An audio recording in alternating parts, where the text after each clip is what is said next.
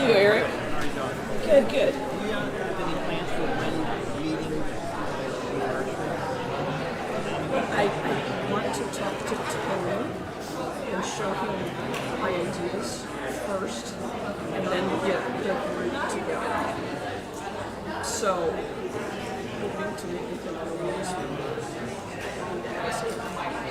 And then after he says, okay, my thoughts, and Kitty and I have talked just a little bit, then I want to have us do it. Do you think you're still working, right? Some people are tired. You're working, so nights will be good. Do you think we should do Zoom or do you think we should do here?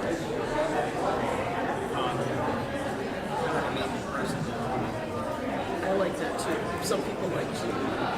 Okay. Let me get with him, and as soon as I can, if he says okay,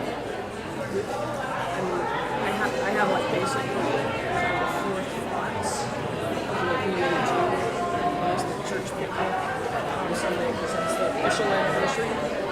And I'm thinking about sponsorships for the congregation, like getting a grant from the government for that. And very highly mentioned a book called Storyworth. It's a company that includes stories into the book. So, and people can write stuff online, like their stories and memories, which I think would be kind of a fun memory. And then, what's my 4th thing? Painting rocks. I remember at some conversation, those are my thoughts of what I think would be fun. But I want us to make sure it's okay. And then we can meet. I'm thinking like there's 4 different things and stuff to work on. We charge for 2 or 3 people on each item. So there's some books that can use. That's my thoughts. How many people are at the meeting? So far, there's you, me, and Kitty from the council. They've got Karen Gleason, she's an art teacher. Beth and Mary said they would help with the book. Who else? Seems like there's another person that I can't remember right now. So, 6. So that's what I'm thinking. As soon as Tony tells me it's okay, then I'll send out an email to people and maybe give like 2 or 3 dates and times and see what people can do. So hopefully in the next week or 2, he thinks that's okay. So soon I will be in touch.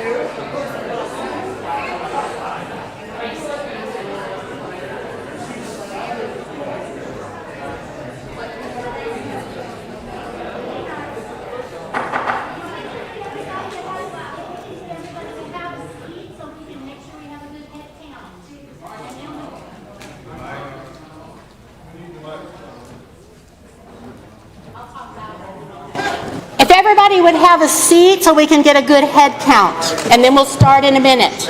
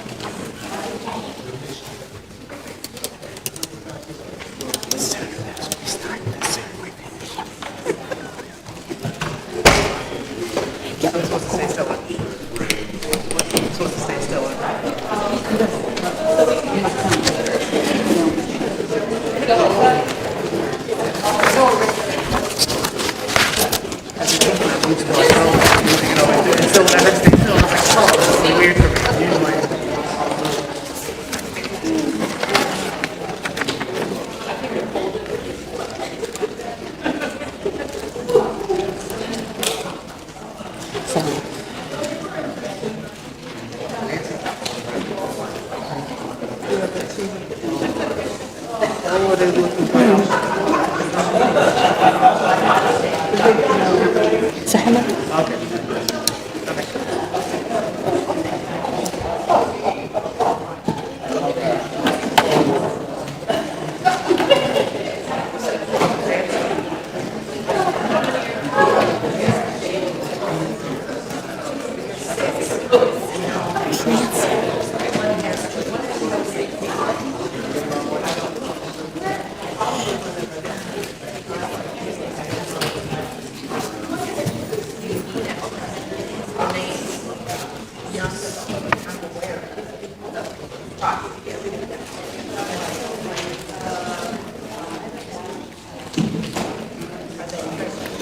And then you're going to...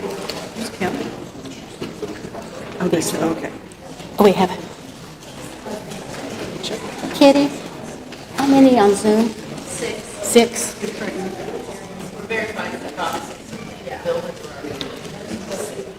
They are.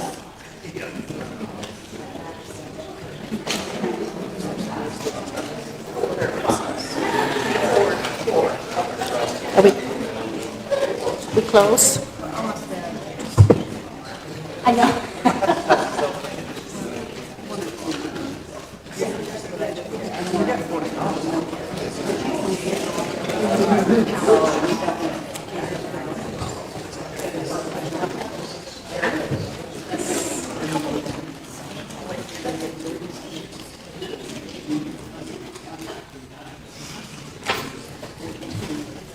Thank you. We're just figuring out, we definitely have quorum. So now we're figuring out the percentage for votes that's needed. Not that there's going to be anything contested, but...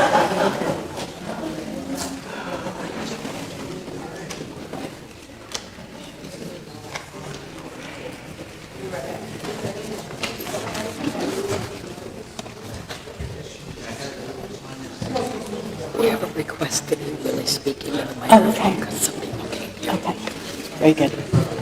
Okay, I'm going to practice. Is this loud enough for people to hear? Yes. Okay. Who said that? I did. Do I I, didn't notice. a little louder? Oh, okay. Thank you. We're getting close, but people keep moving around.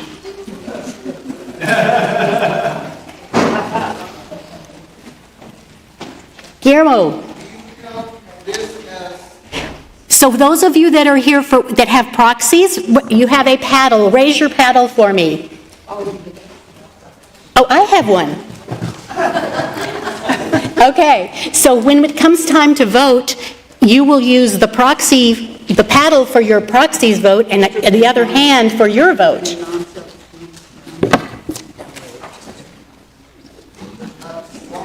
I think...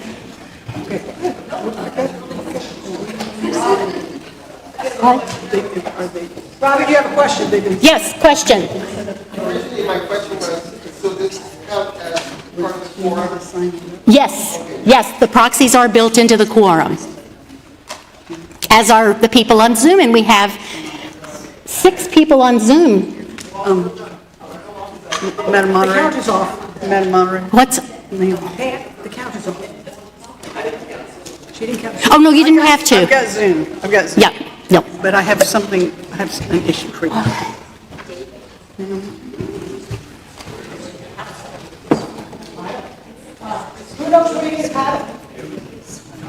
want to be disciplined? You want to be spanked? Or... I'm going to vote for my first wife. Oh, I'm sorry. Okay, we ready? No, where do you get paddle? He needs paddle. Not a spanking. Proxy. Or is he proxy? He's going to take care of it. No, Naomi is talking to Larry. We're good. Okay, you want to count? Okay, I think we're ready. Thank you so,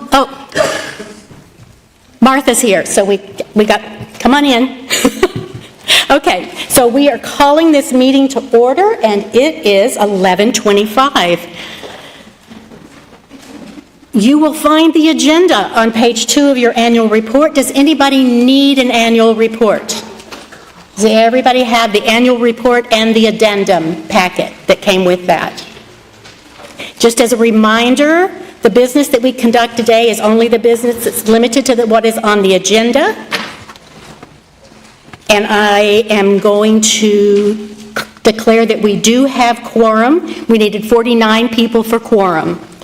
And at this time, I'm going to call on Tammy, who's going to serve as a parliamentarian, just to give us some quick instructions. Did you gavel in? Thank you. She's the parliamentarian. Good morning.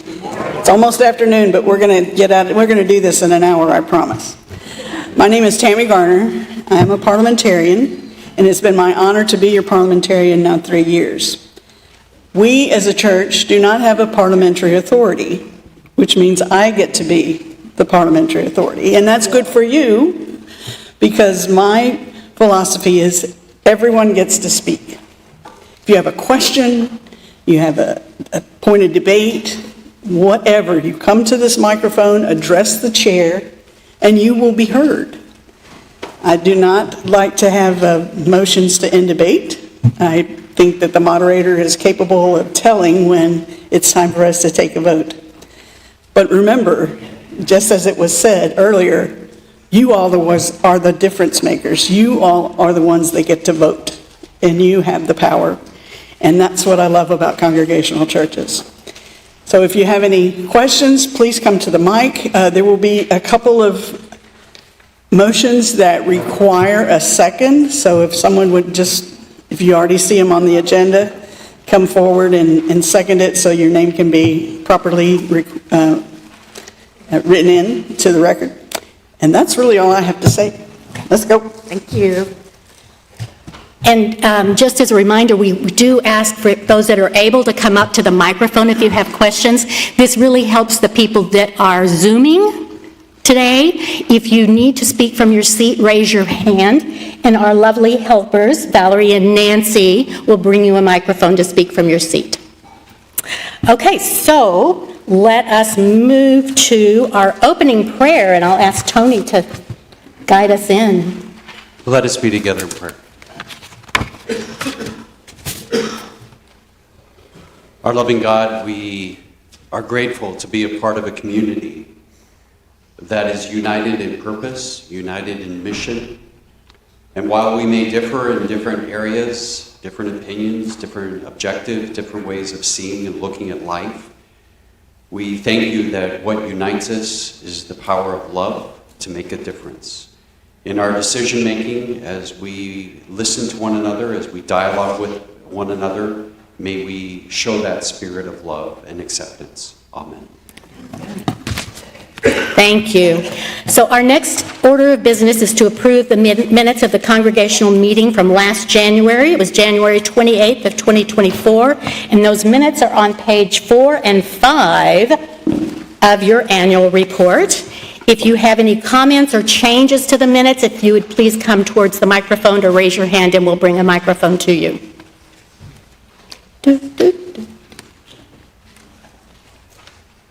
Any additions, corrections to the minutes of the annual meeting in January 28th of 2024? Can I have a motion to approve the minutes? Jim Tucker and Greg Kelly seconded. It's been moved and seconded to approve the minutes of the meeting of January 28th, 2024. Any additional discussion? With no objections, we approve the 2024 annual meeting minutes by unanimous consent, and the minutes are approved. Yay. Thank you. The next agenda item is the election of boards and officers and boards on page 7 and 8 of your annual report. And I'm going to call on the nominating committee chair, Sean Gleason, for this report.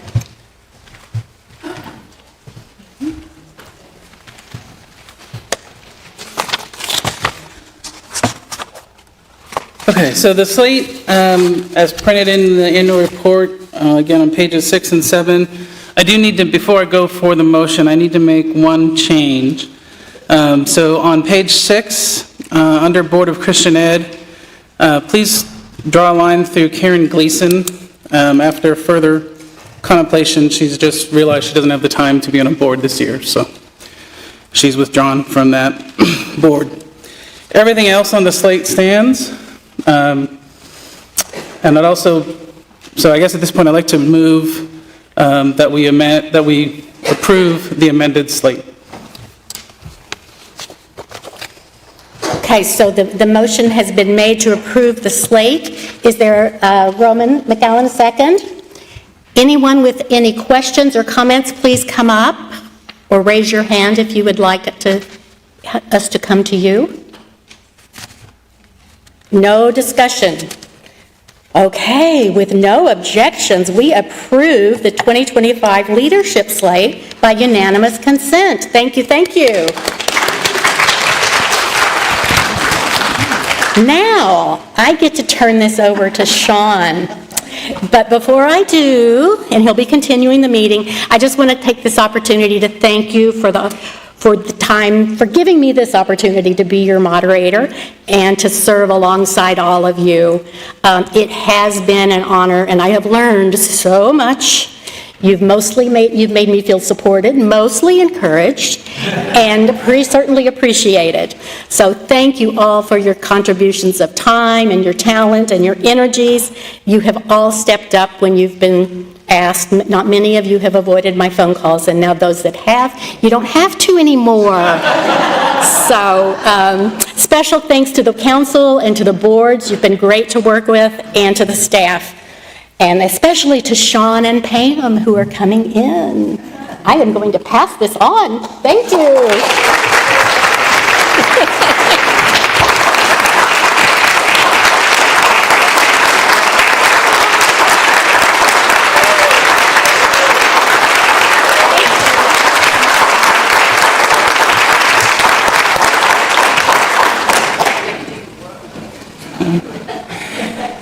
And I would actually like to add to that, I'd really like to thank Robin for her leadership the last 2 years especially, and her guidance as I was filled out vice moderator for the last year. So thank you very much.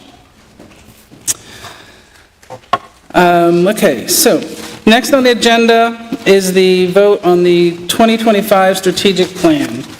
So the strategic plan itself starts on page 8 in your report. And then there's also in the addendum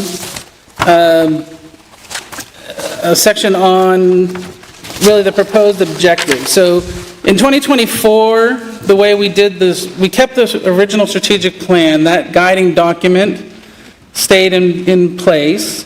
But what we did is we went through training, we adopted a practice of objectives and key results called OKRs. And so whereby the council set their objectives and each board set their objectives, and then they would set key results that basically said, okay, based on these results, these would determine that we met that objective. And so it was a way to get a little more granular and drive all of us towards that same vision, but specific to each board. And so we did that, and we also found that by setting those really not until the end of March of 2024, we were a little behind the 8 ball. And so we then took the next step and actually set the objectives for 2025.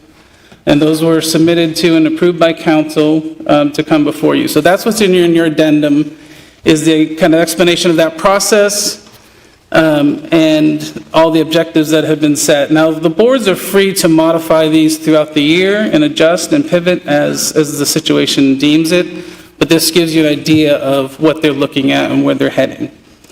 But all of this stays guided by the actual strategic plan that is on page 8.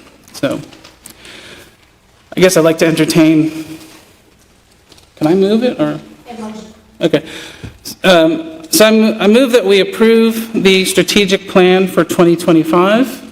Do we have a second? Joanne? Thank you. And then at this point, is there any discussion about the strategic plan? Okay. All right. And then do we actually need our, Linda? Yes. My brother Chuck Clemens could not be here this morning. Hold on. My brother Chuck Clemens, who's been a member for quite some time, could not be here today. I will be a member in 3 weeks. May I proxy for him, though I'm not yet a member? I don't believe so, unfortunately. For the bottom. Yeah, per the bylaws. Oh, there we go, we're covered, okay. Oh, cool. So do I need an official vote, or is it just? Let's say, are you ready for the question? Okay. Any other questions, any other discussion? If not, could I get a show of hands for all in favor of approving the 2025 strategic vision?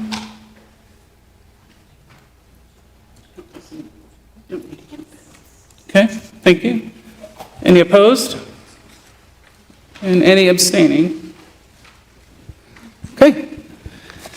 Strategic vision passes unanimously. Thank you.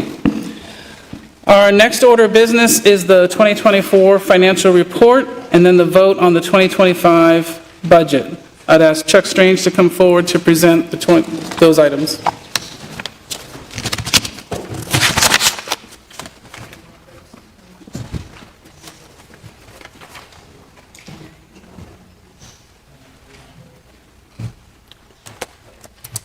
Good morning. Everything's going so smoothly so far. Hopefully, we don't bog down in the detail I have. We'll start on page 11 of the annual report. This has got our balance sheet summary. I'll say that we finished the year in really good standing. All of our boards were at or below their budget targets. And if you notice on the balance sheet, there's 3 sections to this. The top section is the assets. You see that we finished the year with assets of $723,213. Our liabilities we ended at were $49,757. And then our total fund totals are $673,456. And on this page, our assets minus our funds plus liabilities should equal 0, and I'm at 2 cents. I will have to make an adjustment for that. I cannot find where I'm off 2 cents, but it's there. Okay.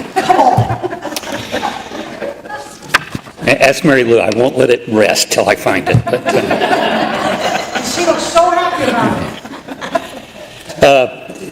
On this, you can see in the asset section, we have a robust checking balance. We have $10,800 in the United Church Fund. Our Fidelity investment account has $433,300 in it. And then we see the funds for the farmers market and the music at the meeting house in there, which I'm on page 11 still. I haven't moved to 12 yet. This will move on. The other thing I want to point out is under the funds, there are 4 funds. The The general fund, which is the first one, has a balance of $165,617. The general fund is where we work our operating budget out of. That's where all of our revenues, our pledges, et cetera, come into the general fund.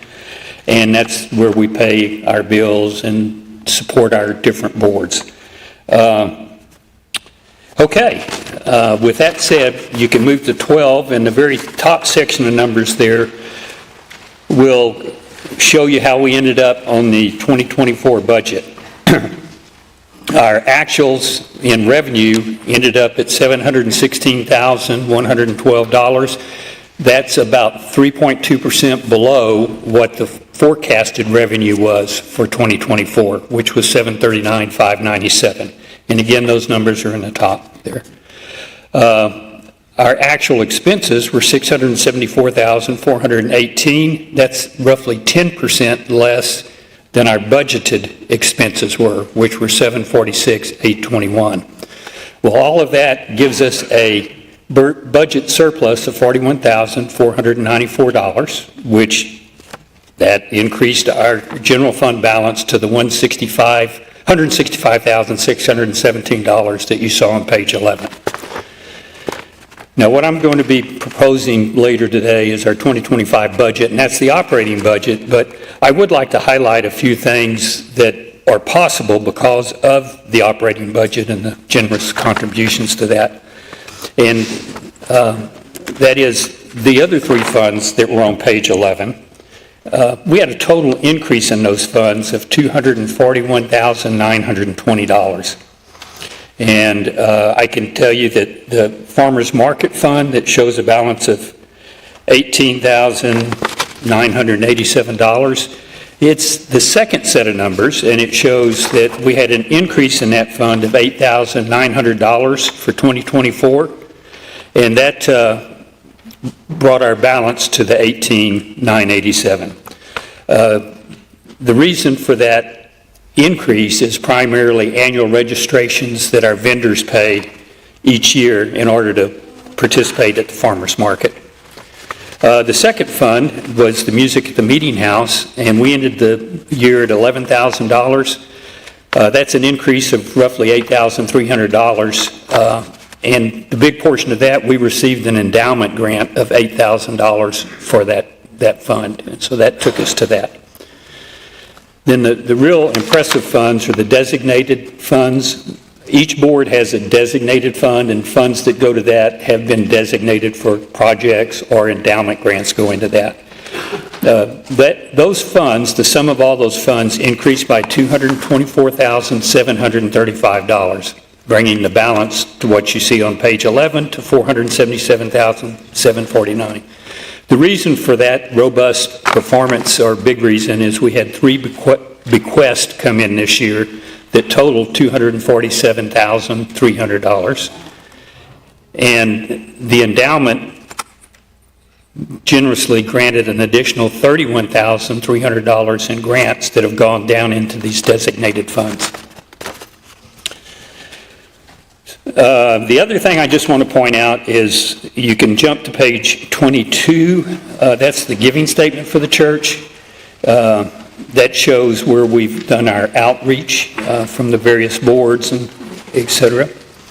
That page shows the giving as a percent of the 2024 budget. But what I looked at it a little differently. I said, well, we came in under budget, so I'll compare that to what our actual expenditures were. So on page 22, you'll see that the overall is 16.8% in giving. But if you look at it as percent to what our actual expenses were, it's 18.6. So it's very generous giving. And I'll point out that of that 18.6, 5.8% was from the endowment. So if you take that out, then just our church boards and designated funds, we're giving about 12.8%. Okay, that covers the first three sections on page 12. We get down to the revenue section. And I'll say in 2024, our revenues were down 3.2% 2% from what we had forecasted. The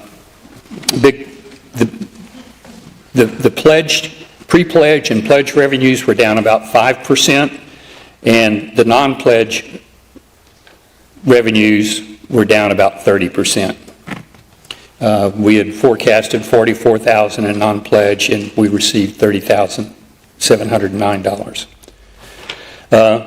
Our other revenues, which is primarily interest on our Fidelity account, were up compared to budget. We received $24,000 in other revenue, and that comes from roughly $21,000 in interest and dividends, and then we had another $2,800 that we received from cashing in cashback points on the credit cards that we use at the church. So that was very nice. Thank you, Sean. Building use revenue was up, and I'll say that the farmers market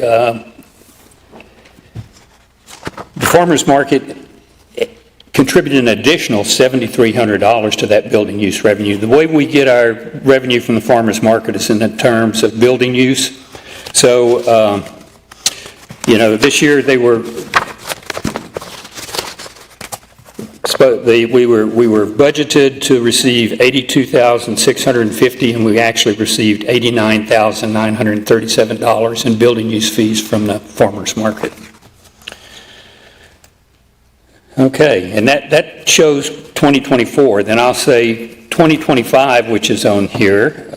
We're comparing that to the 2024 budget, and we're down about 15.8%. A big percentage of that is in pledges and pre-pledge revenue, and what we've done is increased our estimated non-pledge revenue to help compensate the budget, and we based that. We had some rhyme to our reason. Sean has worked diligently. As treasurer, I've been taking care of all of the outflow. Howard Strong, thank you very much, takes care of all the inflow. He posts all the money that comes into the church. And so I have not really been involved with the pledge campaign.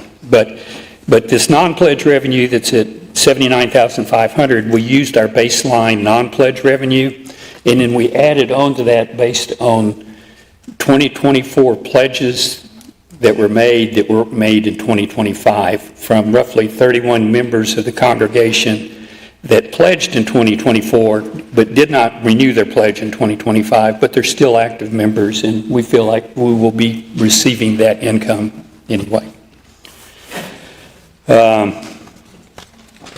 That's all on the revenue I'm going to cover for now.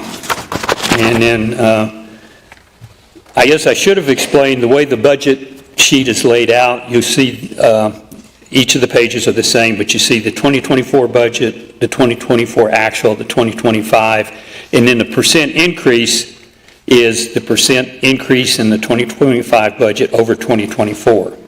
And you will see that in all the board's cases in particular, except for trustees and staff church relations, it's all a reduction in the budget.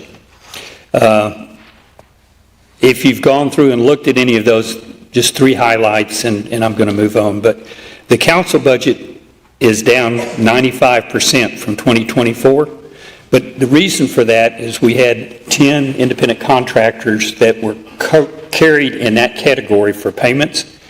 Those have all been converted to part-time employees, and that has moved to our staff church relations budget item. So if you look at staff church relations, the impact on that budget, it's increased approximately 11.8%.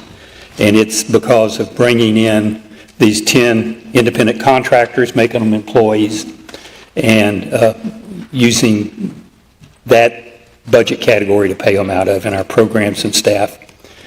The other board that had a positive increase was the trustees board. It's up 15.6%, and that is factor of several things, but primarily our ground maintenance last year was quite high. You know, we had a budget of $3,500 for it, and we ended up at $7,000. It was primarily due to all the hurricanes and the wind damage. We had a lot of tree work and things that had to be done. So that includes to this increase, but the big factor is our sexton. He has moved from the council budget into the trustees' budget, and that's in our contract services group. So if you see the trustees' budget for 2025, there's like 127% increase in contract services, and that's a reason for that.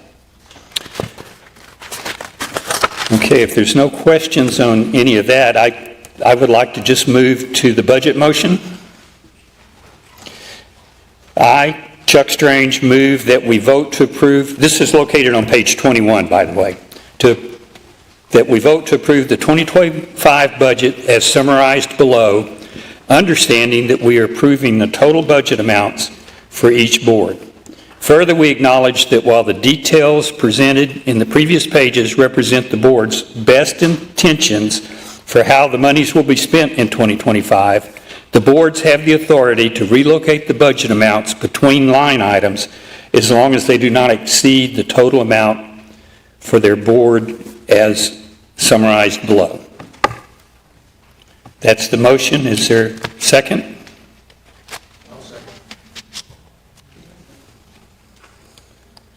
I had Jan or David. You have a question? No, he was second. Okay, so the motion has been made and seconded, so are there any questions, discussion? If you would, please come forward to the microphone or raise your hand and we'll bring one to you.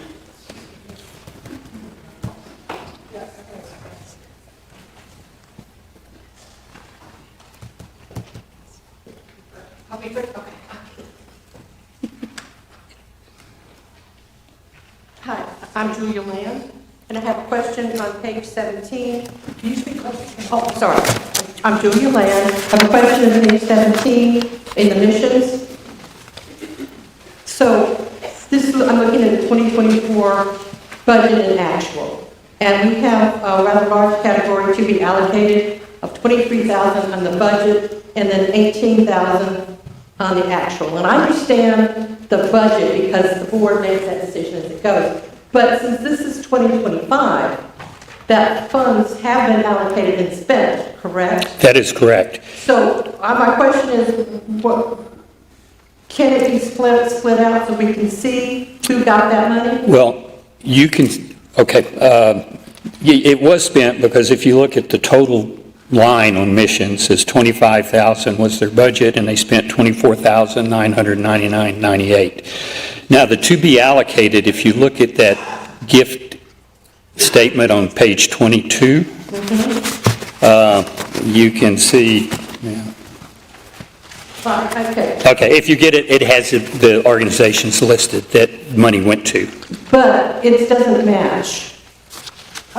It's 22,977 on page 22, and it's 18,714 on page 17. Well, what on page 22, the 22,977 that's shown is not just the to be allocated. It includes the $4,000 for the Raise Up Families. It includes the money to Back Bay Mission, and it includes the new missions incentives on there. I think it also includes some in-kind stuff. So my question is, the money that was out of this budget, the total of 18, can we not split that out in the actual, rather than having to refer to a different page and interpolate and try to figure out what's going on? Well, And I think that is our, can I speak real quick? please. So part of this was a difference in philosophy when it was budgeted, and I think in practicality, when we put stuff against the actual line items, then it showed everything in red, because it didn't have the budget amount for that. So I think we put stuff there for ease of showing that we were spending it where it's budgeted. I know from sitting in the missions board meetings, and you can see in the budget for the missions board, they have allocated where those funds will go in 2025. So I think it's a change in philosophy. We can get that to you offline, but it was just, it landed there because if we put it against where all the organizations it was, then it made it look like we were spending unbudgeted money. It's not true, it's just, And the total it's a is still performance. correct. Yes, The total is still incorrect. yeah, Okay. yeah. So, and I think truthfully, the way the missions budget went, I think that is in line with how we spent the money in 2024. There might be some subtle variances, but for the most part, that we kind of put that forward the same way. Okay, so we're changing our philosophy, and now we're listing what we're going to do. Yes. Okay, but Yes. the boards can still change it. The boards can still change it, but at least you have an idea now of what organizations the current missions board is willing to support in 2025. And for the most part, the current missions board is rolling into the next year, so a lot of continuity there. Okay, thank you. Yep. We might have found that 2 cents, Chuck. Joe might have your 2 cents. Good. No, I've already put that in. Good morning. My name is Linda Cunin. Thanks for all of the hard work on this. I'm concerned about the net deficit. When I look at revenue, our budgeted revenue, including this $79,500 of non-pledged revenue versus $30,700 last year, is down 623 from 716 last year in actual revenue.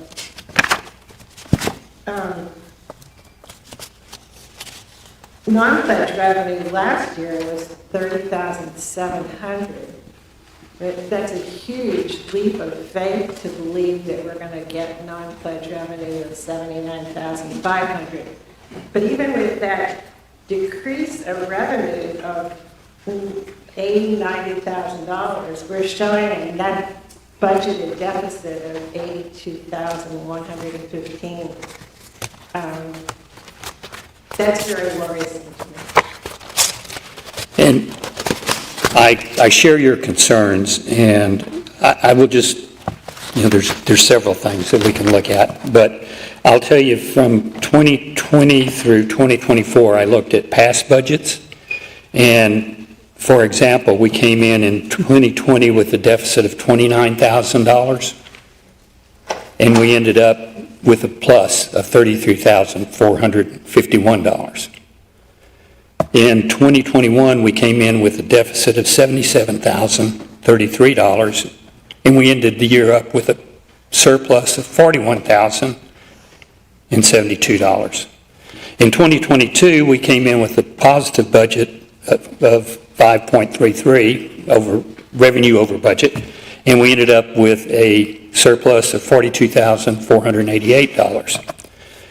Then in 2023, I'm going to say that we had a deficit of $137,774. We actually came into the year with a deficit of $24,000 and something, but then we did the parking lot repaving or retopping, which brought the deficit to $137,774. We ended the year up at a deficit of $24,085. And then this 2024, we came in with a deficit budget of $7,224, and we ended up with a surplus of $41,694. Now, coming in with a deficit of $82,115, I can't say we're going to end up with a surplus or a negative, but on average, we typically spend about 94% of the budget when I look over those years, and we actually usually bring in about 6 or 7% excess revenue from what we're forecasting. This year is a little different. This 2024 was. I don't know what 2025 is going to be, but that's just the history that I looked at on past budgets that gave me some confidence that even though we're going in with an $82,000 deficit, that we'll be able to meet it. Besides, we have a general fund balance of $165,000 plus that will cover, if we don't meet that deficit fully, we can have it covered with our general fund. That's what that money in the general fund budget would be used for. I understand that. There are the two factors that the revenue going down so dramatically from 2024 plus with an anticipated major increase in non-pledged revenue resulting in that level of deficit causes me to be concerned. I understand. I'm going to yield to Sean because he worked that number. And I can, Fair enough. I can support him, but he had the hands on the pencil. Yeah, no, I share the concerns, and let me add a little color to that, just really the change, right? So of that loss in pledge revenue, a little over 15,000 of that, 15,600 can be attributed to several members who passed away, okay? About another 45,000 are members who have chosen to leave during the transition to the new minister. 20,000 of that, or 21,000 of that, is actually attributed to lower building use revenue because we won't be a major voting site this year, right? So that's not really anything we've got control over. And then we deliberately budgeted a lower other income revenue, knowing that we're going to be making a lot of major expenses on the campus beautification that will come out of those assets. So we did a conservative number there. And as far as the assumption being made for the non-pledge revenue, I can tell you it's the same process we've followed for years, right? Some years we've been closer to the mark on it, some of them we haven't, right? We just can't predict the full future. But I can tell you, we went through the list of everyone who pledged, but in 2024, didn't pledge in 2025. We discounted folks who we thought, for whatever reason, their situations changed. And then the ones that we saw are still active, are still giving, we have included in there. So yes, it's a bit of a guess, it's a bit of a stretch, but I also believe firmly that we made a commitment last year really to support our mission. And what we are presenting is a budget that we feel can allow us to still meet our mission. And we hope that as we continue to fill that mission, that we'll see the revenue fix itself, that we will bring in more members, we will find other sources of revenue. So that's why the council has supported this budget. And I'll also say that every board has already made pretty significant reductions to their expenses. So, I mean, the expenses are actually lower than last year's budget. So it's really a revenue issue. And I think we've seen a transition, we've seen a change. I think we'll be on the upside going into 2025. So that's all I can say. Thank you for that explanation. I think it is correct when it comes to campus beautification, that those funds are already allocated from, those funds are separate from the. They are allocated. What I was referring to is a lot of the other revenue is interest that we earned on the investments in Fidelity. But what's in Fidelity is a lot of those large designated funds. So as we make those expenses, we will probably be reducing our Fidelity balance. So obviously the interest we're going to earn on that is going to be lower. So that's why we conservatively we kept that number low. Thank you. Yep.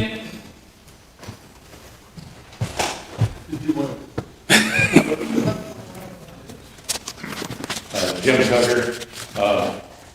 First, thank you for a very detailed and clearly laid out discussion of a lot of fairly complicated things sometimes. Three things came to mind as I was looking over that and hearing the discussion this morning. First, looking at page 18,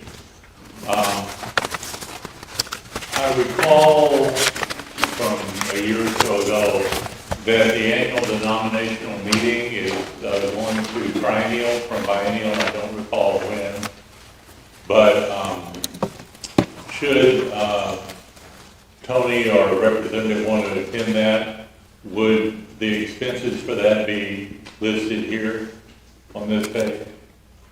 You're talking the General Synod, the Yes. national. And again, I don't recall if that's it. I don't believe it is here. We did talk about that, but I don't believe that has been budgeted for. Okay, so that would be extraordinary somewhere. Yes. Okay, thanks. Second, and I don't recall the page number when I was looking for it again this morning, It looked like we had only a fairly modest amount of a few $100s for videography and getting the recordings on the website. As a comment, I hope that we are continuing that. It's developed very nicely, and it's a nice resource, I know, when I'm out of town. And I hope that the council and board will decide to continue that, at least at the current level. So, but it looked like it was not a whole lot budgeted in there, but maybe I was missing. Well, there was an endowment grant for $13,000 for enhancing the live stream equipment and the service. And at this point in time, that has been put in the trustees' designated other budget. There's an issue of whether deacons or trustees are supposed to handle that, but that council will decide that, and once it's decided, that $13,000 will move to whatever category it needs to, but there is money in for improving our live streaming. Okay, we're not de-emphasizing that. No, not at all. No, and I think part of the difference is too, the lee's salary is now under staff church, right? So that's not in a separate place in the budget, it's under staff church. So. Okay, thank you. And you mentioned earlier that some of our part-time or casual folks are being converted to employees. Yes. So presumably their burden in addition to the salary is included in the numbers here. That is correct. Yes. Okay. Yes. Thank you very much, Yep. and thanks for recognizing them and the contributions they're making. So. Thank you. Thank you. I'll second what Jim just said about the thanks. This is amazing. It's really a wonderful. My name is George Howell, longtime member here, and I have just one question to tack on after Linda Kuhn's question, and that is, of those years that, Chuck, that you were able to ascertain the gain from what was budgeted to what we wound up at the end of the year, how much of that gain do you have a thought is because of bequests that came in each of those years? I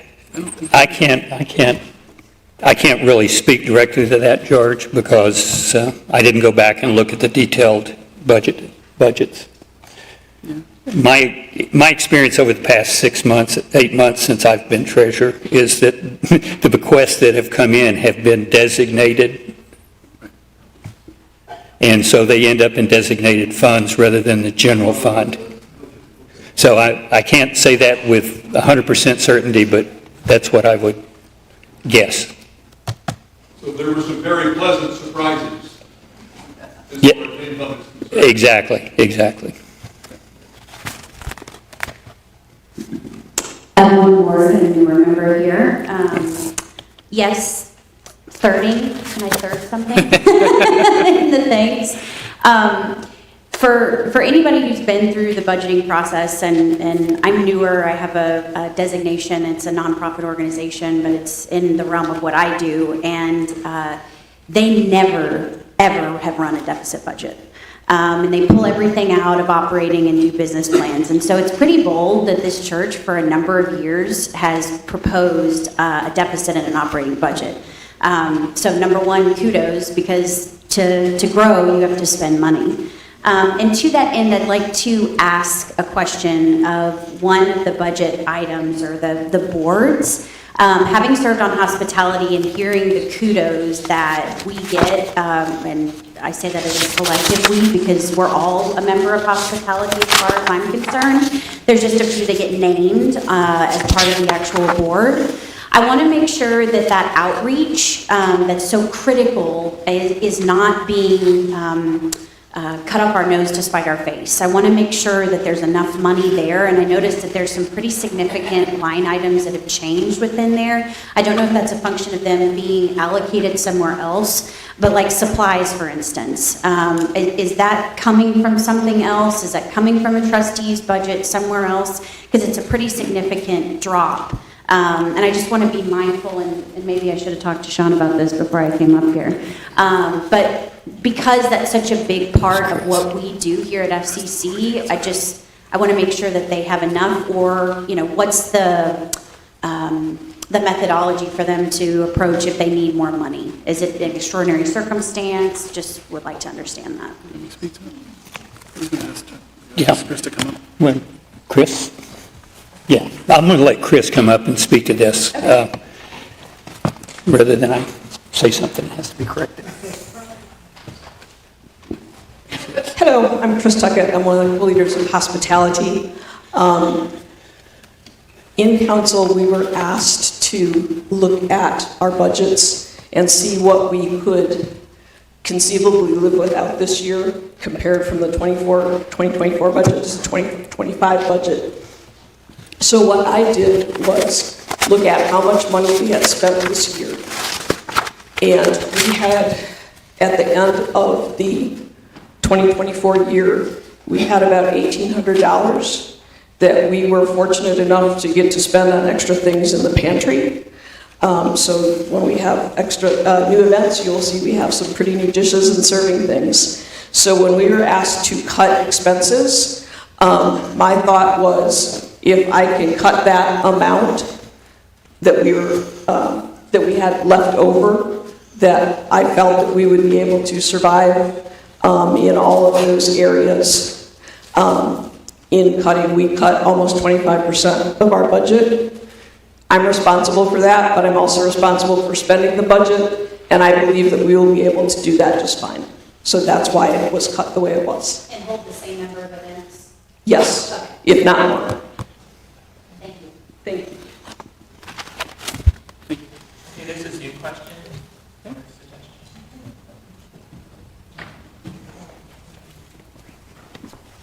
Hello, I'm Jade. I'm proxying Jim O'Sullivan, who suggests that the budget be tabled until the new council can rationalize it and re-present it to the congregation.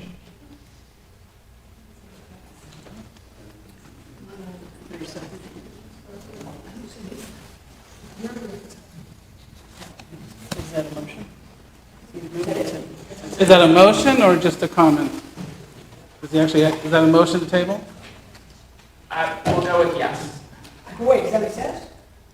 He says that table the approval of the budget until the new council has an opportunity to rationalize all budgets and produce a balanced plan forward. That's what it says. It's not a specific, I move to blah, blah, blah. Well, it's a motion that lay on the table. We already rationalized the budget. We did. You need a second? You need a second. We need a second, or... Is there a second to table or let it die? the budget, or otherwise we'll continue discussion? You're seconding it?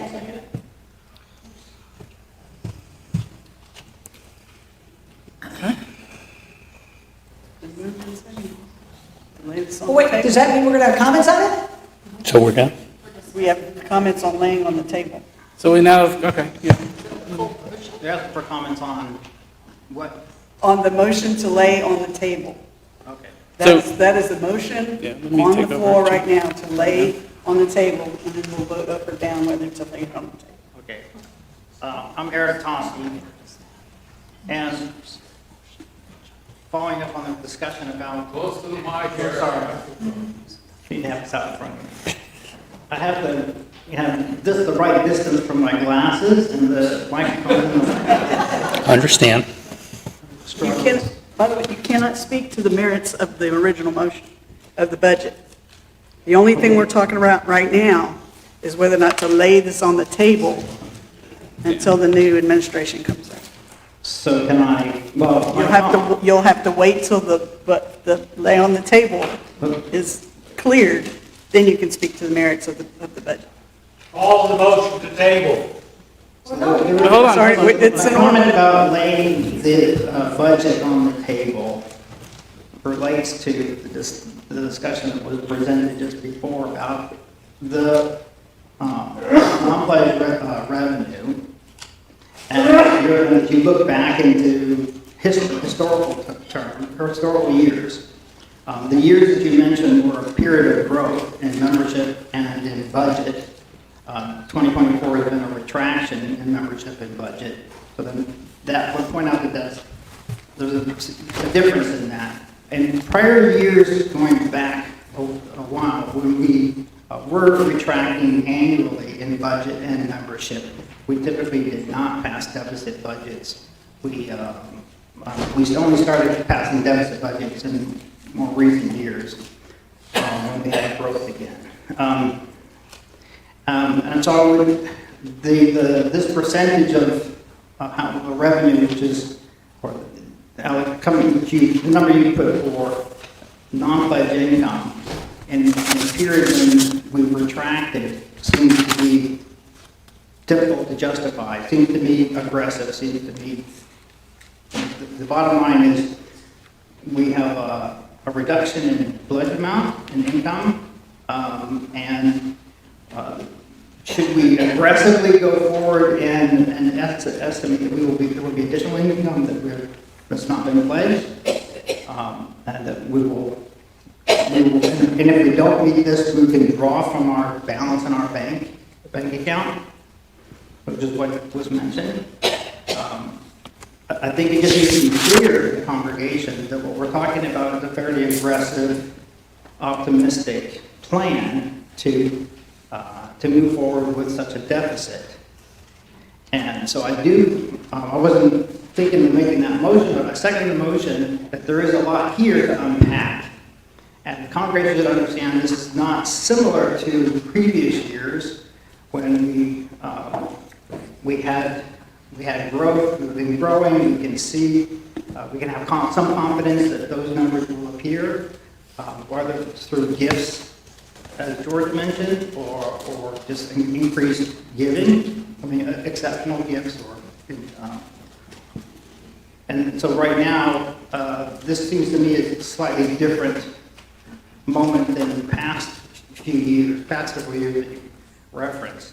And so if everybody understands this and we say, okay, we're okay with an aggressive, optimistic plan going forward, and we're going to take on this deficit, we think we can make this up, it's clear we vote on that. But it seems, I would like to see a little more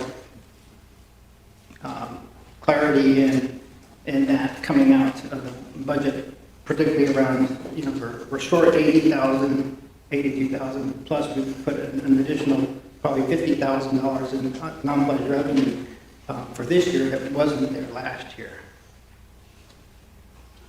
Support? So I'm supporting the motion. Go ahead. I just have a point of order. For me, a little point of order is, for me, it wasn't clear to me what was read from online was a motion. And I just, to me, it has to be, I moved this. So I wasn't sure. I mean, of course, we can correct that, but I don't want to go down a rabbit trail if we don't need to. Thanks. Parliamentarian, you feel it was a motion?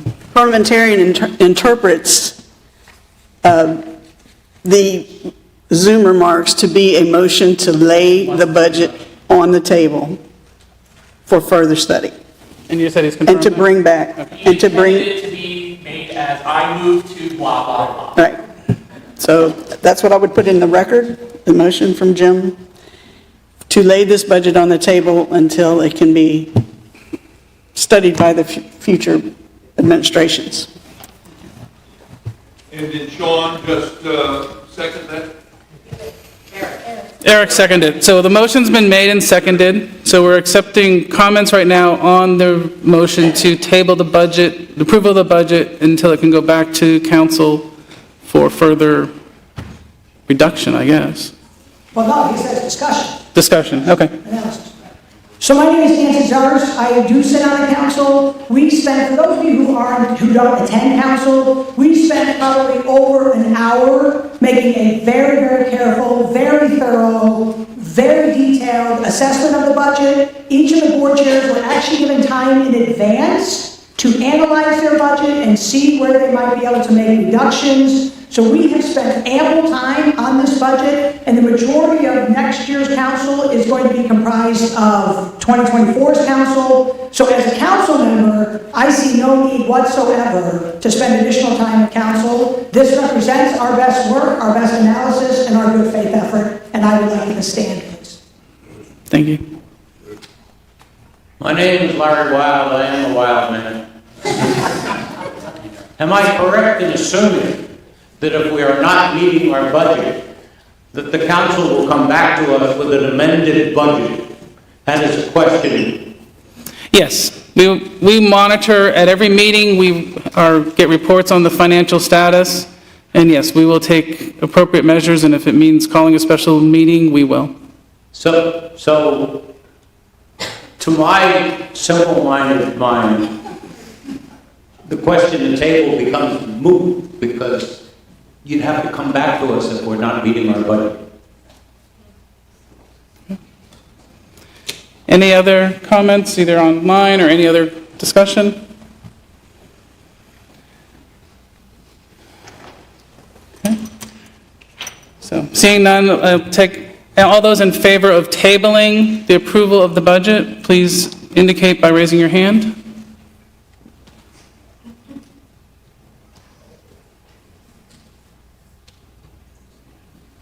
Okay. So, count. And then go ahead and lower your hand. All those in favor of, or all those opposed to tabling the motion to table the budget? Okay, so that motion fails. Any abstentions? I'm sorry, forgot to ask that. Okay. All right, so that motion has failed, and so we are back to the original motion to approve the budget as presented in the annual report. Are there any further discussion, comments?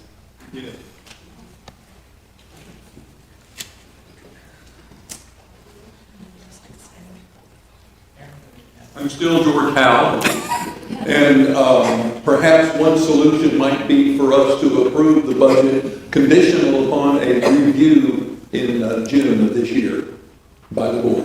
Is that a motion? Well, who are you wanting it to be reviewed by? Like I said, it's reviewed monthly at council. Are you asking for an actual report to be issued? I mean, it's also highlighted in the newsletter, so I'm looking. Suggested in 6 months' time, yes. Perhaps that's an operational thing that the board can discuss. Okay. If that's a recommendation, I'll take that under advisement. Thank you. Any other comments? Anything else from folks on Zoom? Okay, if not, then I ask us to, let's go ahead and proceed with the vote. So all those in favor of approving the budget as moved, please raise your hand.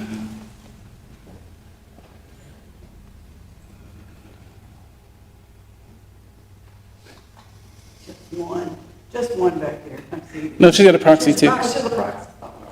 She's from Chicago.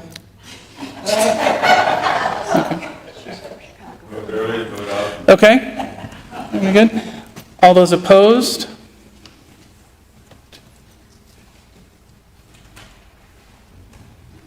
Okay, fine. Any abstaining? Okay, one abstention. Okay, the motion passes. Thank you very much for your time and all the discussion. Good job. Thank you, Chuck, for all your work.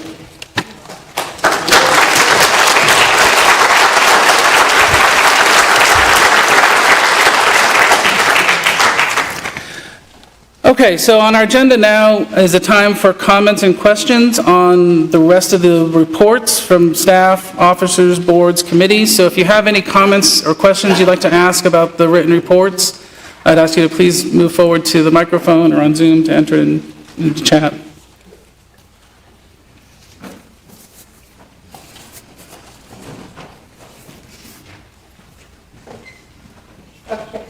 Again, Julia Land. Right up on the microphone. How about that? There you go. All right. So we traditionally, the board chairs prepare the reports. Yes. And so every board chair does that a little differently. And I noticed this time that a couple of names were left off of people that have participated in the boards. And there's probably more names than I noticed being left off.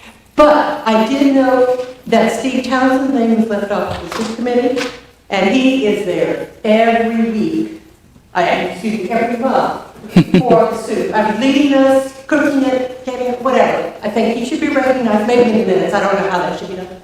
And the other name that I didn't see was her mom.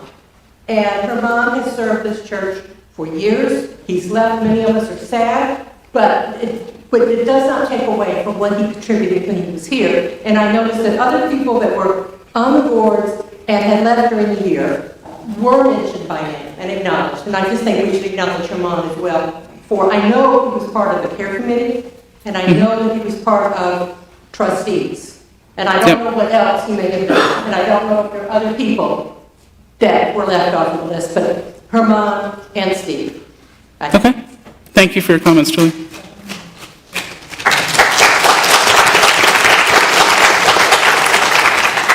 I'm Joe Gaines, and my comment is that in preparation of the missions board report, I egregiously and unintentionally left Stephen Townsend off of it, and want to publicly thank him for all of the work that he has done to support the missions board. He was rolled off of the board, and so I think when I looked at the list when I was preparing it, that was just an oversight on my part, so I wanted to make that point.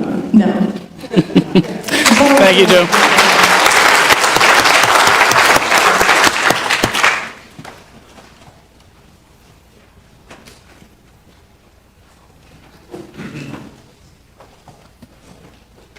I was the one that did the soup kitchen report that left Stevens coming off of it.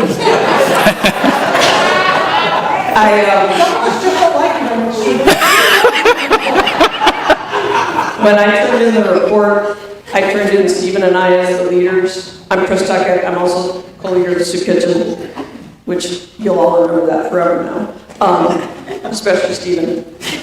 And I thought that I was supposed to put us as leaders first and then the rest of the people in the soup kitchen, and I believe that is not the process. Believe me, I will never make that mistake again, and I will always list the two of us as co-leaders before the rest of the members. I have already apologized profusely to Stephen. You know I adore you, and we couldn't do it without you, so thank you, Stephen.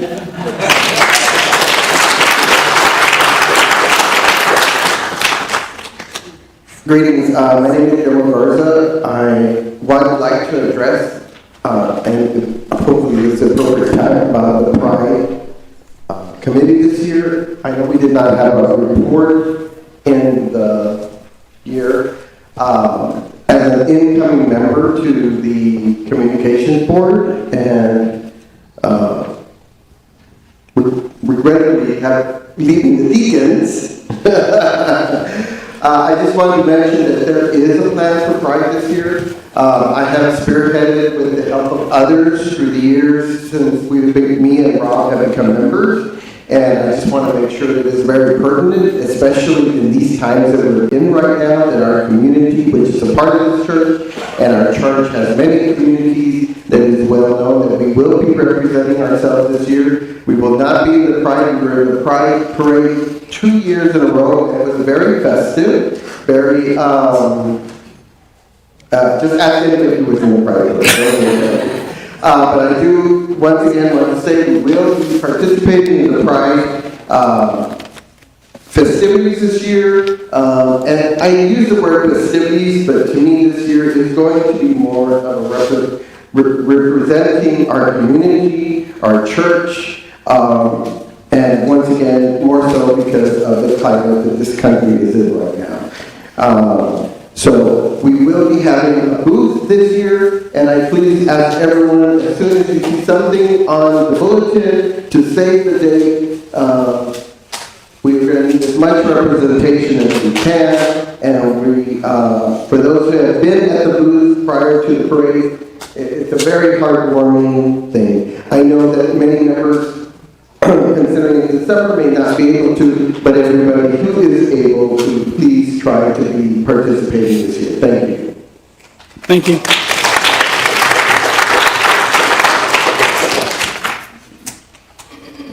Any other comments? Okay, thank you. Okay, then I think I'm going to ask David to lead us in the singing of hymn 1. We limit not the truth of, what am I missing? No, there's no motion. It's just remarks. Yeah. Oh, do I need That's to what move? you're at now. Huh? So I jumped ahead? You can do it. Okay, sorry. I guess I jumped ahead. I'm new on this.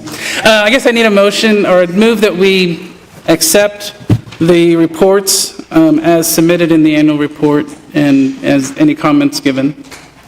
Nancy, second. Thank you. Okay, all those in favor of accepting the reports as submitted?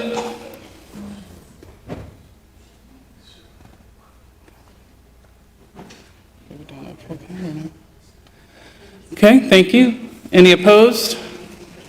Any abstentions? Okay, thank you. Unanimous, yes. Okay, so now David, if you would lead us in hymn number 1, please.